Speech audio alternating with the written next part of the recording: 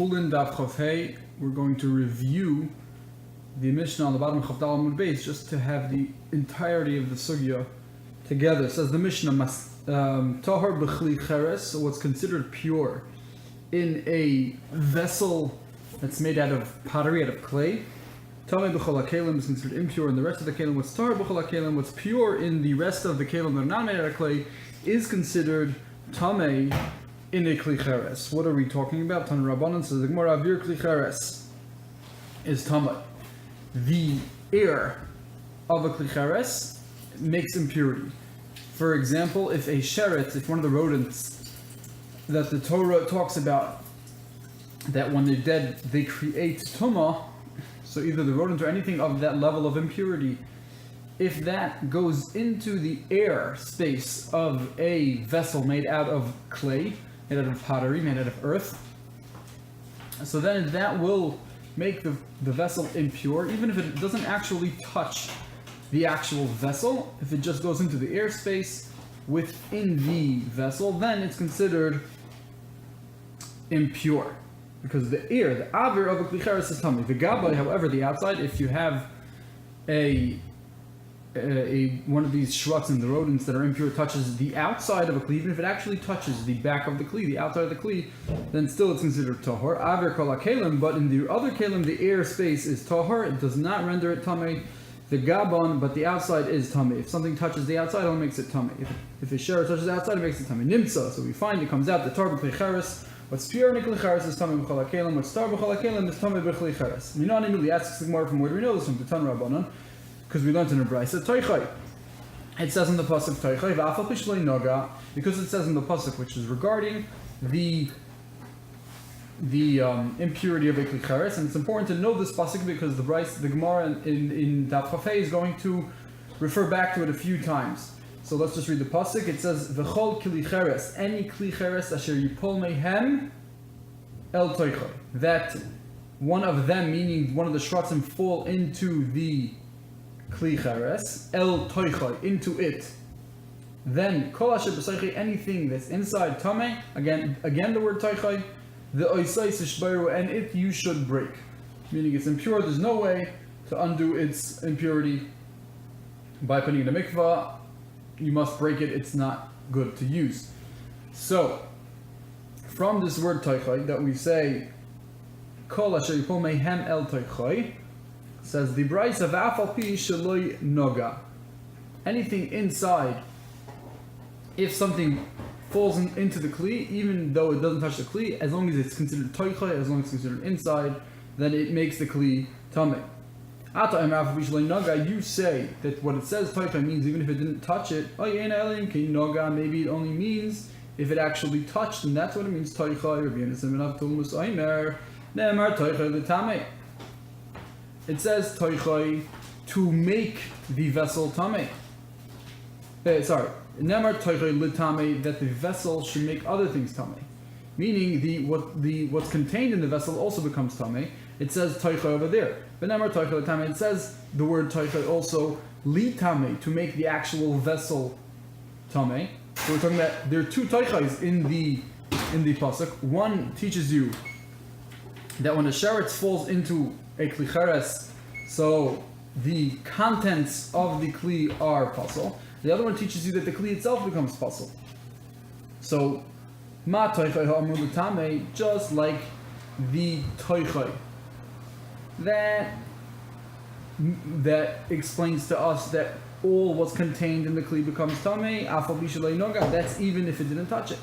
Even if it didn't touch the actual kli, still, as long as it's in its airspace, it impurifies anything else that's contained in the container. Af toichai ha'amur litame, also toichai, the word toichai, that is saying that the actual kli becomes tamei, not the contents, but the actual vessel. Afal pishlei naga, that's also if it didn't actually touch the kli, if it just went into the airspace. So that's how we know that in order for the kli to become tamei, all it has to do is going in the sherets. All it has to do is go into the airspace and not actually touch the kli. We learn it out from the fact that when the sheretz goes into the airspace, it impurifies all the contents of the kli. Now asks the Gemara, how over there by the other toichai when we're talking about the contents of the kli, that you tell me it's tamei if the sheretz only goes into the avir. How do you know that? Rabbi Yonason says, the Torah testifies regarding a kli cheres that its contents are tamei, va'afilu malei chagol, even if it's filled with mustard seeds. If you have something in a kli cheres, let's say a bulky object like a loaf of bread, which the whole thing is touching the wall of the kli, so then you obviously say that the bread becomes tamei because the kli cheres is mitame the bread. But let's say you have small objects throughout the kli, like mustard seeds, that what's in the middle of the kli is not touching the walls. It's just a pile of mustard seeds, and it's not touching the wall of the kli. Therefore, you can't say that the wall of the kli is what made it tamei. And therefore, from the fact that the Torah says that the contents of a kli cheres are all tamei, we see that even if it's not touching the actual walls, because we're including even cases like when mustard seeds are in a vessel and not every one of the seeds are touching the wall of the kli, so you see that the aver itself is being mitame what's inside of it, even if it's not touching the walls. So too, we're going to learn out that in order to make the actual kli tamei, the sheretz doesn't have to actually touch the walls, it just has to be within the airspace of the walls. And that's how we know the halachas in the Mishnah. Amar le Rab Ada bar Ahava, Rab Ada bar Ahava le Rava, tells Rava, v'yehei kli cheres mitamei migablei, maybe a kli cheres should be tamei even from its outside wall. If a sheretz touches the outside wall, it should also be tamei mikal v'chomer. We should learn a kal v'chomer. U'makol ha'kelim, if even all the other kelim she'en mitamei ma'aviron, that are not tamei from the airspace, only from outside mitamei migabon, they do mitamei migabon from outside. Kli cheres that's also imitamei me'aviron, ain't a din she'itamei megavi. For sure, it should be tamei from outside.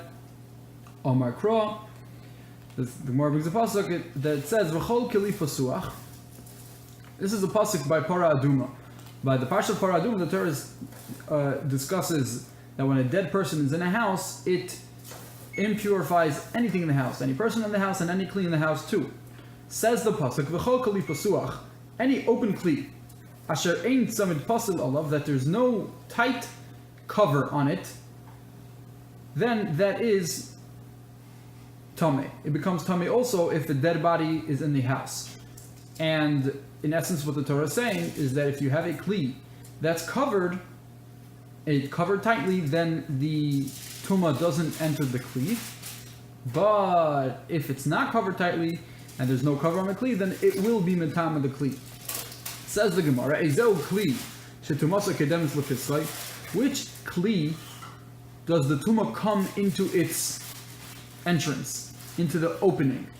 Meaning, what type of kli are we talking about?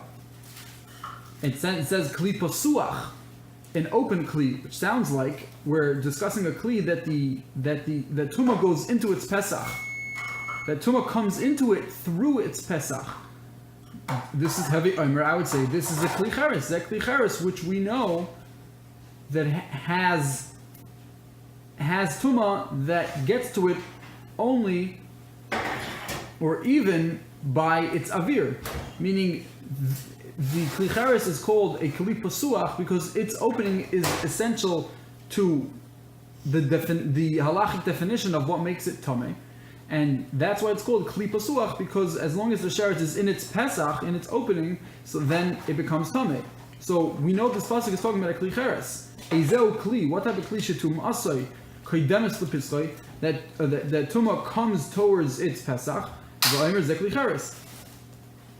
And continues the Gemara with an inference. V'chi ein samid pasal alav hu de tamei. When is the kli cheres considered tamei? Only when the cover is not tightly on the kli.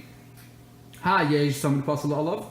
But if there is a tight cover on top of the kli, then tahar, then the tumah does not go into the kli and does not impurify the vessel and its contents. So what do you see from here? That because there's a cover, therefore that's blocking the tumah from going into the avir. But what do you mean? Doesn't the tumah touch the outside? Doesn't the tumah get to the outside of the kli? Still, we see that even though it gets to the outside of the kli, as long as it's covered and the tumah doesn't infiltrate the inside of the kli, then it's fine and it's not tame, you see that the outside of a kli cheres cannot be mitame. Says the Gemara, maybe all the other kelim should be mitame also from avir. We should learn that out. Just like if even a kli cheres that does not become tame from outside is mitame me'avir, does become tame from the airspace. And all other kelim that are tame from the outside wall, if a sheretz touches the outside wall, in addition to mitame me'avir, shouldn't they for sure be tame me'avir? Omar Kras says the Gemara, the pasuk says toichoi. We learn from the word toichoi, the inside of it. Toichoi shel zeh. Only the inside of kli cheres is tame because of avir. V'lo toichoi shel acher. Says the Gemara, v'hani toichoi. This word toichoi, hadarshinu. Didn't we use these words toichoi already? We used the word toichoi to tell me, like we said before, that it's to teach you.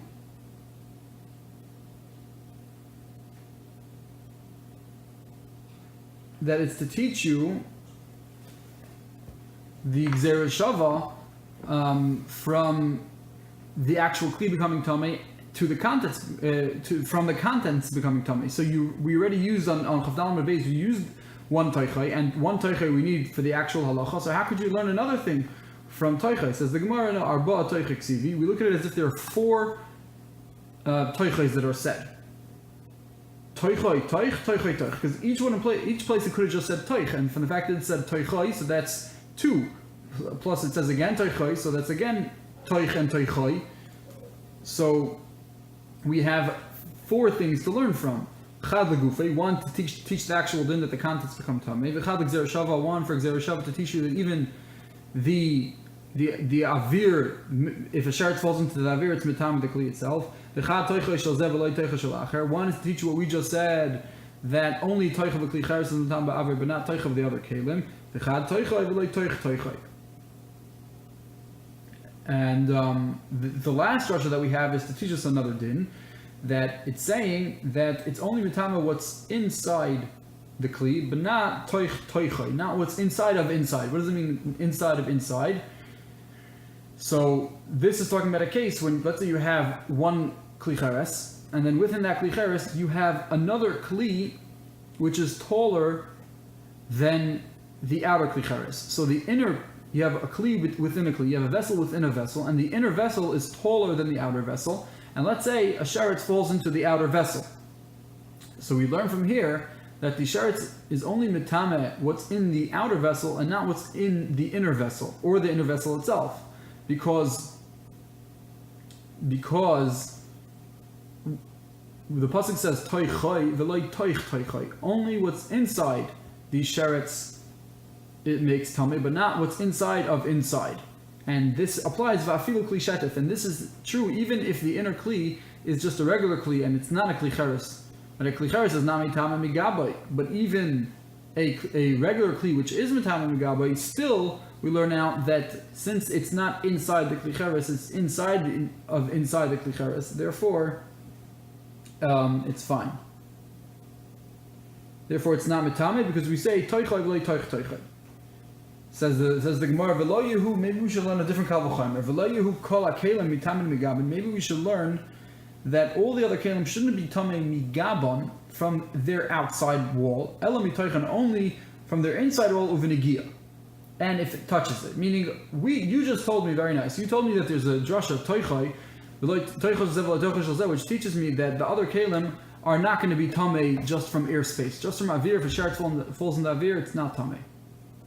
But maybe we should still be able to learn out that it's only mitame from inside if it touches the inside wall, not the outside wall.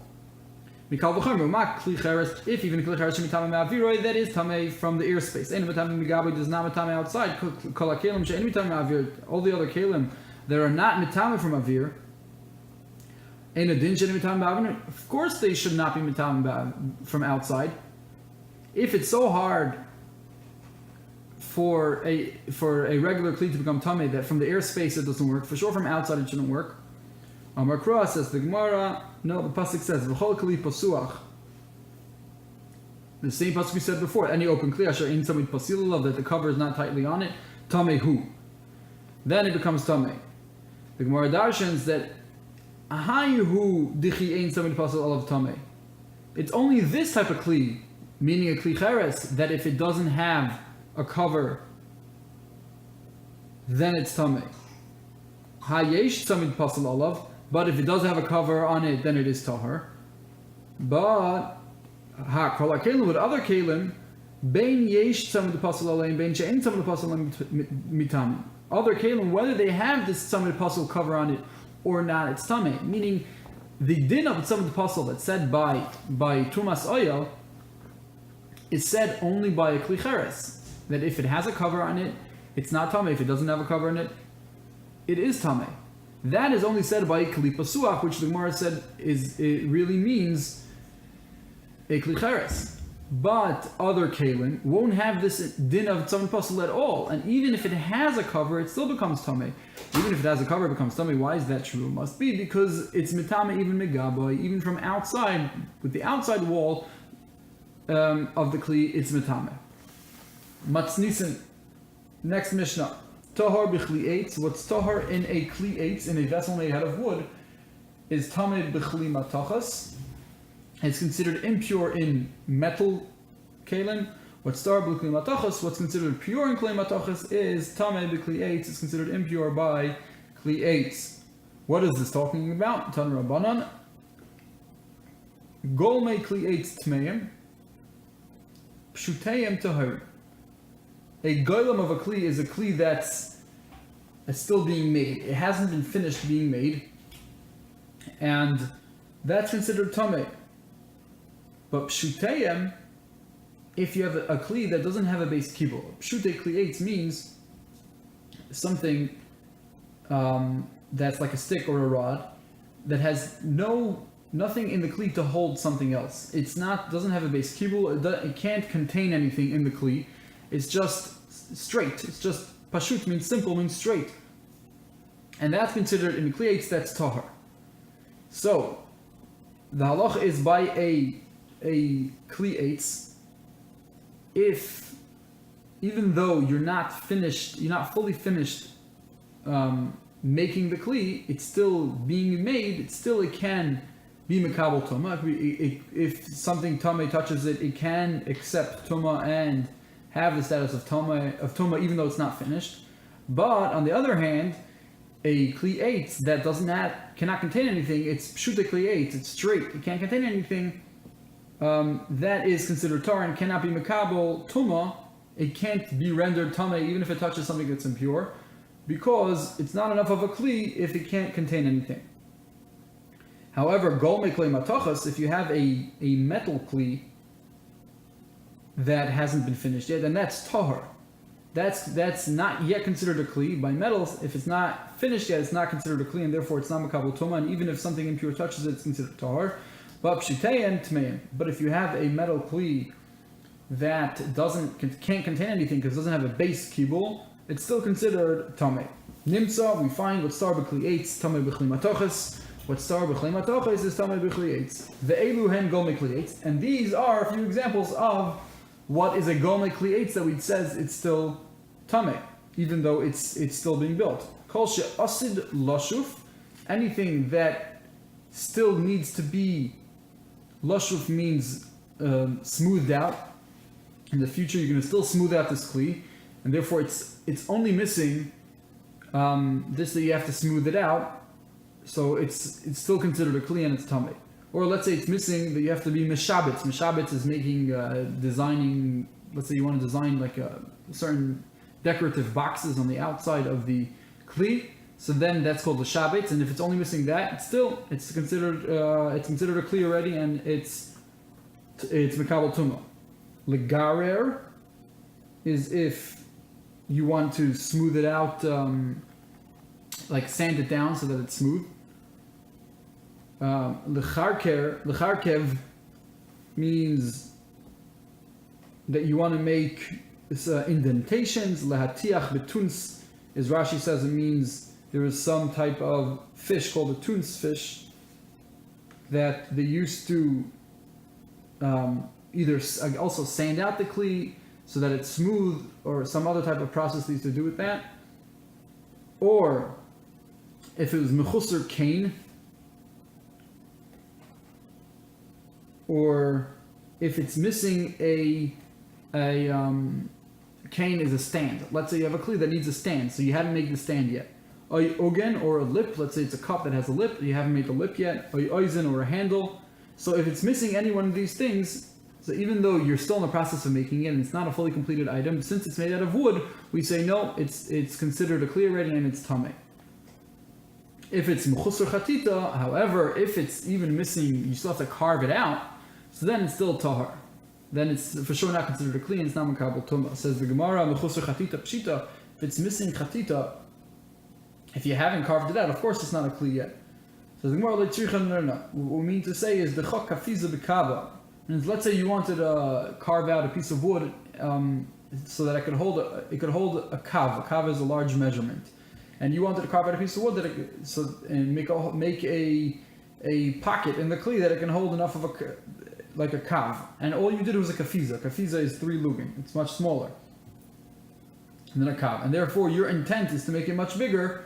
Even though right now it can hold a kafiza of whatever you want to put in it, a kafiza, the measurement of a kafiza could hold, but since your intent is really that it should hold a kav, so then it's not, in that regard, it's considered not finished, and it's not considered a kli, and it's not makabel tumah, even though it's made out of wood.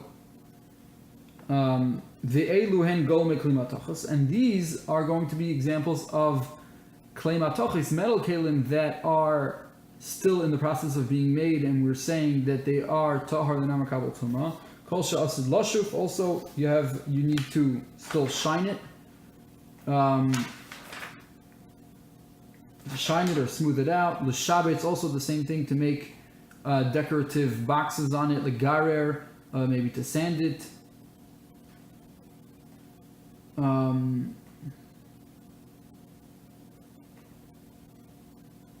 Rashi says that shayif is in a metal kli and girur is in gold or silver, but it really means the same thing.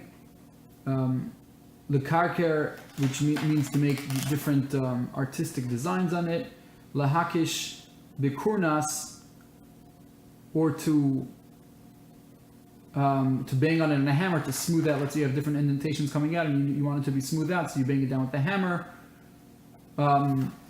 Also, if it's missing any of these things, then it's still tahor. Mechusar kain. Also, if it's missing a stand, or ugen, or a lip, or oizen, or a handle, so also it's tahor.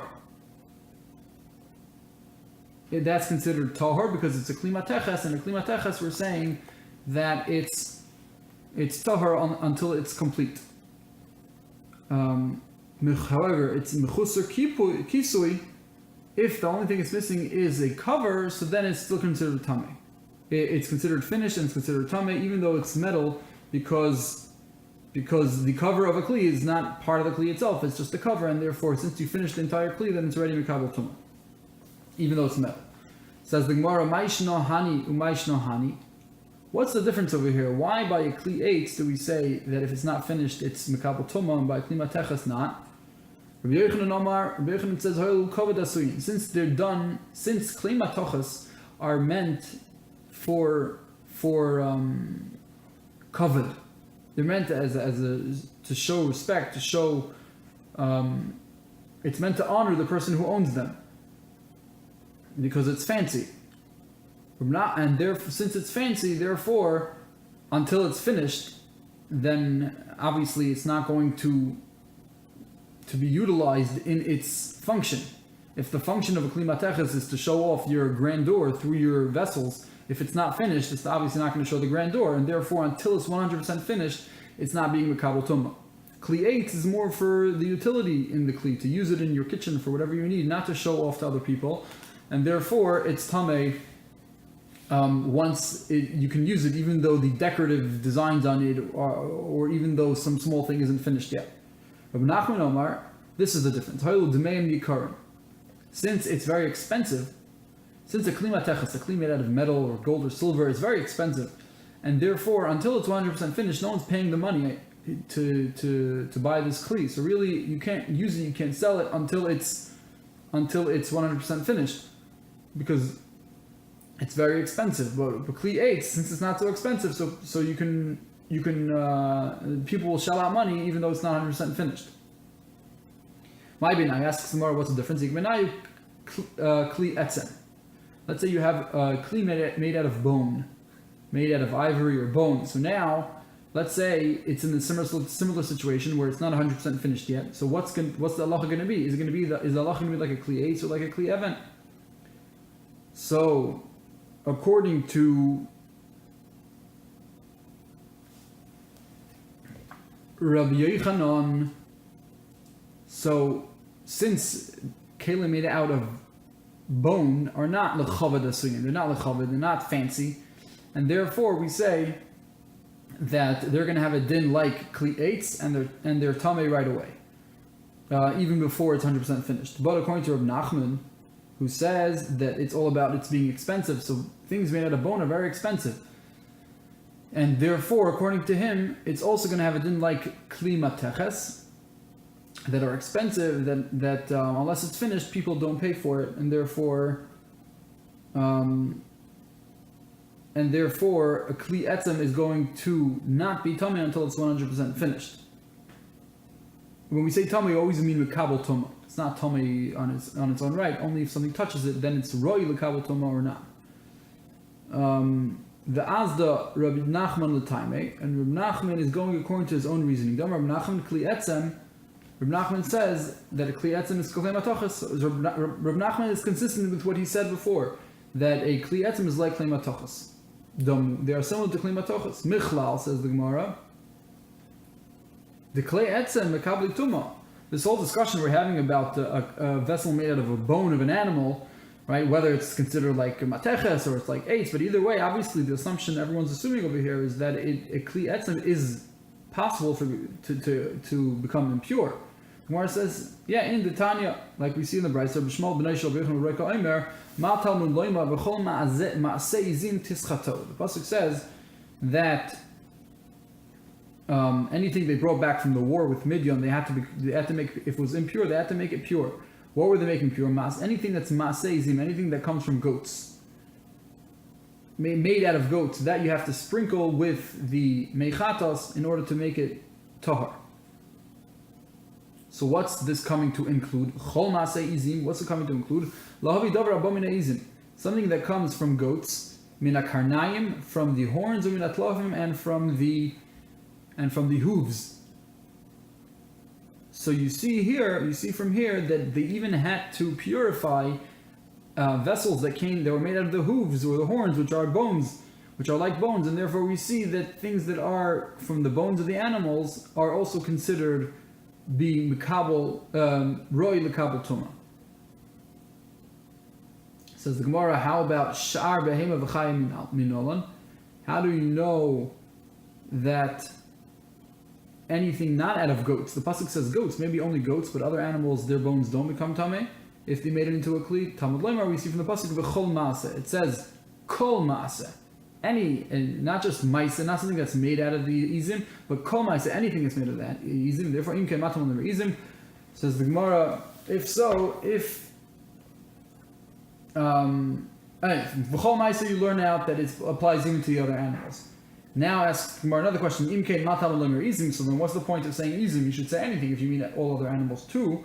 Gemara says prat loifus. That's saying that if you have a bone made out of a bird, out of a chicken or something, and you make a kli out of that bone, that's not considered chashav enough to be mekabel tuma. It has to be out of something from the animals. Masnisin, says the Mishnah, chayav b'shkeidim hamorim. What is considered chayiv amongst the bitter almonds? There are two types of almonds. There's sweet almonds and bitter almonds. And regarding meiser, what you're obligated to be me'aser in the shkedim hamorim, in the bitter almonds, are poter b'mesukim, you're exempt for in the sweet almonds. Hachayav b'mesukim, what you're obligated to separate meiser in the sweet almonds, are poter b'morim, you are exempt in the bitter almonds. What does this mean? Tan Rabbanan, Shkedim Hamarim, in amongst the bitter almonds. Ktanim Chayovim, the small ones, when it's small, then it's chayav, because it's not so bitter, and people eat them, and since they're roy lachila, you have to take off meiser. But gdolim are pater. The big ones are pater, because once it's big, it becomes so bitter that people don't eat it, and therefore you're not chayav to take off meiser. Misukim gdolim chayavim. The big ones, once they're big, because they're sweet, so people eat them, so then they're chayav and meiser. But ktanim are pturim, but the small ones are pater, because people don't eat it when it's small. They wait for it to get big. So if you're eating when it's small, even though it's sweet, it's still pater because it's small, and it's not the derech to eat it. But once it gets big, it's chayav. So that's what it means, that they have an inverse relationship, that one is chayav only when it's big and one's chayav only when it's small. Rabbi Shmuel, Rabbi Yossi, Omer Mishum Aviv. Rabbi Shmuel says in the name of his father, Zev Azeh Liftar, that both of them are pater, meaning by both Misukim and Morim, by both sweet and bitter, they're both pater. They're both exempt. The Amrilan, some say that both of the Gdoilim, both of the big ones are chayav. Both Misukim and Morim are chayav. So Rabbi Shmuel says in the name of his father to argue on the Mishnah. Rabbi Eliyahu says, Rabbi Chanina b'tzipori kedivrei ha'omer zev hazeh liftar. Rabbi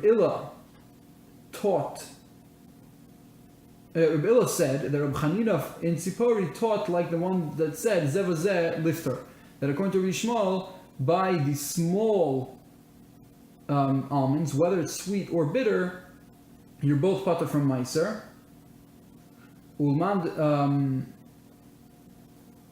So that makes sense, that we can understand, because by both the bitter and the sweet, since they're small, so it's not the derech to eat it. Even though by the bitter almonds, when they're small, they're not as bitter, they're sweet a little bit, and therefore people can eat them. But still, since it's small, people don't eat them, and therefore they're pater. You're pater in general from being me'aser small almonds, because that's not the derech to eat them. Only when it's big, then the sweet ones you're chayev, and the bitter ones you're pater. Asks the Gemara, according to the one that Rabbi Shmuel was saying, that both the bitter and sweet almonds are chayev when they're big. So asks the Gemara, when it's bitter, when it's big, what people can't eat it, it's bitter, so why is it chayev and meiser? It says, no, since you can sweeten it by heating up a little bit by the fire, if you roast them a little bit on the fire, they become sweet, and therefore really is roy lachila. You're right. Right now, people won't eat them because it's bitter, but you can easily make it sweet, and therefore it's still chayav and meiser.